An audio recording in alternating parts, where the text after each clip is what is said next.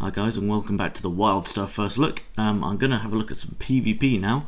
Once again, like the last video, it's just going to be a video of playing and then me vaguely meandering over the top with no real plan or structure in mind, so let's just go for it. I'm going to do this one just at full speed because it's only about a 6-minute video anyways. The games aren't too long.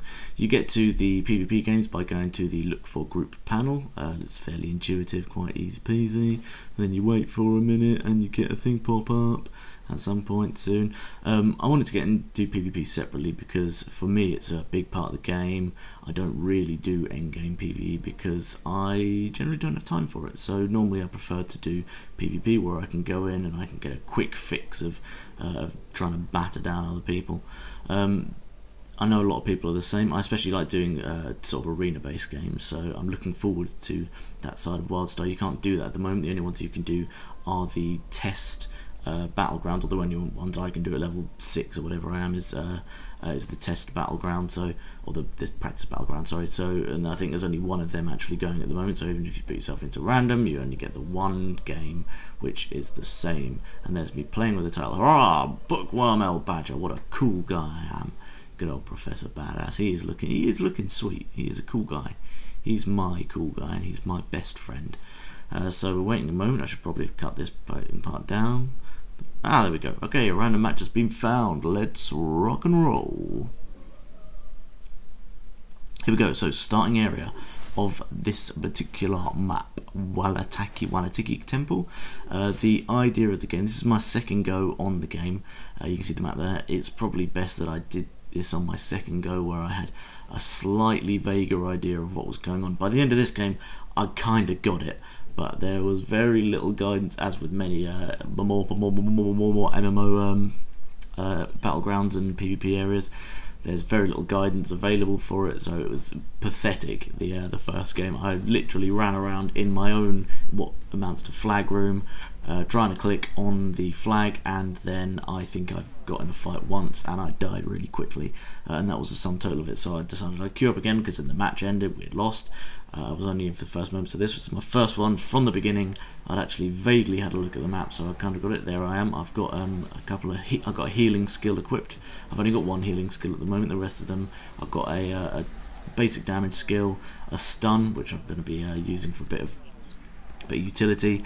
There's a AoE damage field and a blink forwards and increase my speed, so blink forward and sprint help me get away from things. You can see me doing my double jump just there. There's which is a nice, it's just a little cool bit of mobility. Right, how long have we got? 4 seconds till the match starts.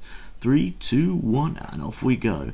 Okay, so there we go. A moody mask has been unearthed. The focus of the game is you go and grab these things called moody masks from the beginning, from the bottom. They spawn in at the bottom, and you can also steal them from each other's bases. Over there you can see the opposite team. When you're far away, they are more coloured in red. They're sort of filled in as an opaque thing, which is pretty cool. If you ask me, it's a nice way of seeing people a little far away, and it's a little touch which is showing that people are actually thinking of these things, so it's better to see people far away. There we go, I'm healing my guy. He's got the moody mask, and we need to take it to our base, which is just up here. I'm needlessly healing him at the moment, but there you go. That's what I do normally anyway, just blast some resources into doing nothing. There you can the only resource I'm actually using for this is focus, which I don't seem to be able to use fast enough for it to actually deplete. So I'm just wandering around doing that. I don't know whether this is going to be tuned for the later game. At the moment, it does feel as a healer that you're pretty tough indeed. The amount you heal other people for, though, even though you can do quite a lot of people at the same time, and there's no diminishing returns on putting loads of people in a cone. There's my damage field, and a little bit of stun, a little bit of damage in there. Though there's no diminishing returns on doing it loads of people, there's not actually that, you're not doing that much healing at a time, so it doesn't feel too overpowered. But that said, it might get tuned. As you can see, when I'm just doing my field, I'm actually healing myself as well. So there you go. I'm trying to stick some nice health into other people. You can really see the telegraph system, which I covered very briefly earlier at work, and it's a really cool system actually. There's my little blink. It's a really cool system, which is it actually makes the game feel really responsive even when you're at range, because that's something that you can really lose, I feel, in an MMO when you've got a ranged class and you're just standing there hitting your frostbolt or insert non-trademarked attack here, and when you're just standing back and hitting that, it doesn't really feel that responsive. Whereas this has got, even for your ranged classes, it's got that sort of that tactile feel to it, that get up close and get your colour over their person and do some stuff. Oh, there I go, I'm running around doing something completely pointless. I think at this point I'm actually looking around like, oh no, I found another person. Well, I kill it, and there we go, get him a stun, give him a bit of death. Oh look, his health hasn't even moved at all. Oh right, okay, so I've decided to bugger off at this point. I'm not going to kill him and he's not going to kill me, so let's sprint away and blink. Hooray! Okay. As a healer, I've got to say, I didn't feel particularly useful if I didn't have my teammates around. Couldn't do a huge amount of damage. I think you can, with the way that you structure your healer and your abilities, you can do damage hybrid heal builds, which might turn out to be pretty cool. Because even the healing classes, you can spec them into more damage, although you're never going to do as much damage. I think as a pure damage class, you can still get somewhere there. Oh, there we go. I found my team again. You might have noticed at the bottom left, it says El Badger rallying to level 14, because I'm actually level 6. It's got normalised levels and gear stats, which is good, because that's nice. I hate going into things like this and you get someone's just twinked up a character and it's just annoying. It's irritating, it's not necessary, and all it does is ruin this part of the game. So for the lower levels, at least lower level play, the equipment and gear stats are normalised as well. So basically everybody's playing at the same power level, which is cool, and you get a decent amount of experience for doing it. I think I've got about 3/4 of a level for this battleground, so that's quite nice. So I've hooked up with my team again. As you can see, the Exiles captured a Moody Mask. The Exiles are the opposite team. I am the Dominion. It was made as a completely arbitrary decision. I didn't know which faction to go for, and I hadn't really read up on it, so I just clicked on one of them, and I stand by that. So here we go. I'm going to go in and help my little guy out. It's a bit of a 2-on-2. Oh dear, it's a 3-on-2 now. We're doing okay at the moment. I'm keeping him up, and he's doing a bit of damage.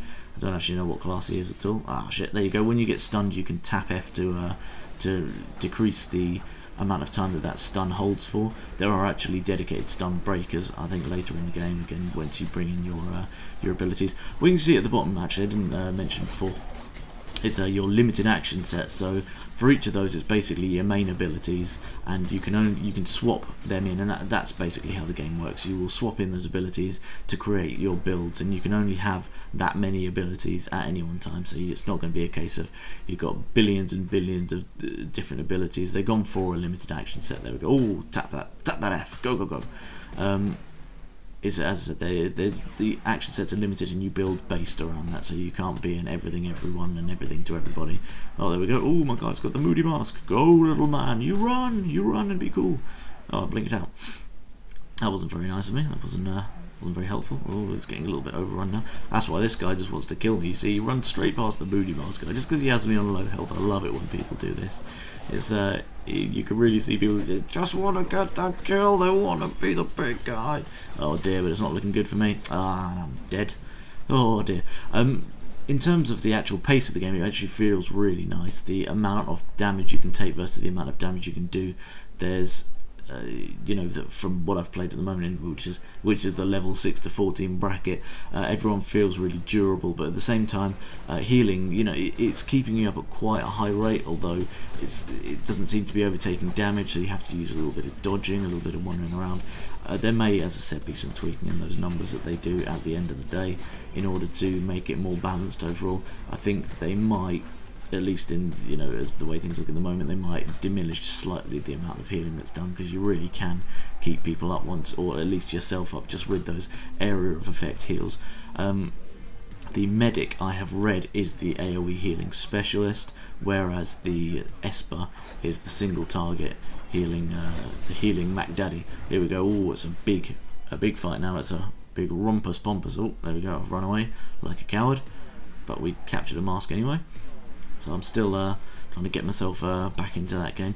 I noticed at this point there are some colourblind mode options in the game, which is really nice for me because I'm really colourblind, but I hadn't actually set them before because I couldn't work out what they meant. It's got 3 types of colourblind. I believe there is only 2 types of colourblind, and that is colourblind or not colourblind. So all these different bloody terms they have flying around, I don't know. I'm colourblind myself, I don't fucking know what he's talking about, so I didn't turn any of them on. The upshot was that in this match especially, I couldn't tell the difference between my enemies and my friends, because green and red colourblind is the most common form, and that's the one I've got. I also have blue, green, blue, purple, blue, everything colourblind, a bit everything colourblind. I just have silly, spazzy, useless, worthless eyes. Okay, I've jumped back down. These 3 platforms are where the moody masks spawn, and apart from being able to thieve them, you can see on the bottom right there's the scores overall. You've got to capture 5, and every so often one will get unearthed at the bottom, so that'll come up as a neutral one. Apart from that, you can go in and you can steal them from each other. So if you've got a decent group, you can just wander into the enemy base. A little bit like capture the flag. It's essentially a bit of capture the flag and a bit of something else. It's just capture the flag, in fact. So there we go. I can see those guys coming up pretty fast behind me. The red silhouettes and the red opacity means that they are bad, and I need to avoid those people. Oh dear. There we go. I've got a few people in though, so a few friends. Sorry. So I'm gonna get in there. I'm gonna heal. The healing part of it, I've got to say, I really like, especially in PvP. It's a lot about, as I'm demonstrating classically the way you shouldn't be doing it, it's a lot about positioning. You have to be, although at the moment I've only got 1 healing skill, I hope I'll get more. I'm only level 6, but it's still, rather than about spamming 1 2 3 1 2 3, it's about just having the lower amount of abilities, but making sure that your positioning and your situational awareness is such that you are able to win the day. Oh, there we go. Get in there, do a bit of deeps with my cone deeps. Realise I can't do any deeps with it, and just leave and feck off back to the back. Help these guys out a little bit, and you can see this is really where the telegraphing is going a little bit crazy. There's all these sort of red splodges and green splodges and blue splodges on the ground. It is quite fun. It's taking the idea of don't stand in the fire to the nth degree, basically, by making everything the fire, and giving you the ability to not stand in it rather than your only ability. And let's go back and use World of Warcraft as the example. Your only way to get away from it is either to use a stun counter or to go around and line of sight someone, and as we all know, that half the time that doesn't bloody work either, as the latency will inevitably end up in the favour of your opponent, and even though it looks like you're out of sight by a few feet, it actually hit their stun or polymorph or whatever will work, annoyingly. Anyway, that's just me. So okay, we're fighting back now. It was a bit of a losing battle, but I've got my things together. I've got my healy things, and so I'm helping my guys get back in. You can see the exiles. They stole a moody mask from us. I have no idea where that's going, but I'm just following the guys. So let's run. We've got a guy called Danger next to me. Danger. He is dangerous. Danger Skew. He is the other healer on the team, and at the end of the match I'll see that he vastly out-healed me, but he's quite a lot higher level, so he's got a few more, I think, healing skills. Here we go. I'm going to go and interfere in a one-on-one with these guys. You can see the dual effects of it. They're cool. The effects that are being put out by the game. They're not over the top like something like Guild Wars 2, where it's just you go in and as soon as you've got more than 3 or 4 people hitting someone, they're just a complete sea of flashing white, which makes it actually really difficult when you're trying to avoid things on, say, bosses, when you've got sort of 30-40 people hitting them and all you can see is particle effect flying around the place.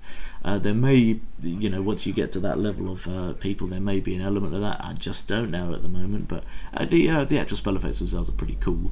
You can see, oh, he's throwing fireballs at us. I'm just going to fuck off and leave my friend, apparently.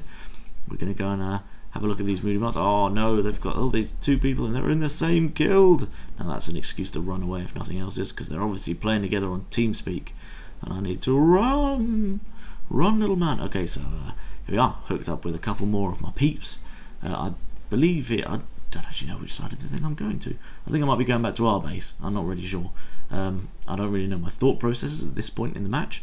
I think I was just being a little bit of spanner, and oh yeah, here we go. I've decided I'm going to go down and see if a moody mask will spawn, and it did. Yes, I've got my handle on the game, but there's already this other guy. He's come down, stunned him. I've stunned him. Oh, now I'm gonna try and get the mask, and here we go. You cannot blink with the mask, so I actually could have probably got away and scored with that, but it wasn't to be, and his mate comes in, and now I've got to fight 2 of them off, which is not useful at all. So there's your lesson. If you take nothing else from this video, you can't blink with the moody masks. Don't try it. you will fail. I reckon I could probably have got away if I'd done that and, you know, won the game for my team and, you know, being the guy. Oh, I'm stunned. There we go. Oh no. Running after this guy. Can't do any deeps because I'm a healer. Can't apparently hit him with anything because I'm a spaz. There we go. Oh dear. Oh yay! But I've run into my guys from my own team. Hooray! People. I'm gonna go and I'm actually gonna go and follow this other guy though. He's got the mask. He needs a healer. Got to heal the flag carrier. That's what we learn from these things. And here we go. It's the final run to the base. Come on, little choo, whatever your name is. Let's go. Okay, looks like they fought guys out there. So there's our tree of moody masks, and hooray! It's victory for us. So that's it. That brings me to the end of this little bit of rambling and waffling, and that's essentially how the PvP looks in Wildstar. It's really good fun. The couple of matches I've played, I do like the way the telegraphing system works in terms of how the match plays out, and I think it's looking really good for the future. So once release comes in a couple of months, we will see how it all shapes up. Hooray! And just as a quick addition, apologies for the length of the video. I said at the beginning it was going to be 6 minutes, and I didn't actually pay attention to how long I had recorded, so it turns out it's more like 16 minutes, but never mind. You spent some time with me, I spent some time with you. We all feel better for it. Love ya.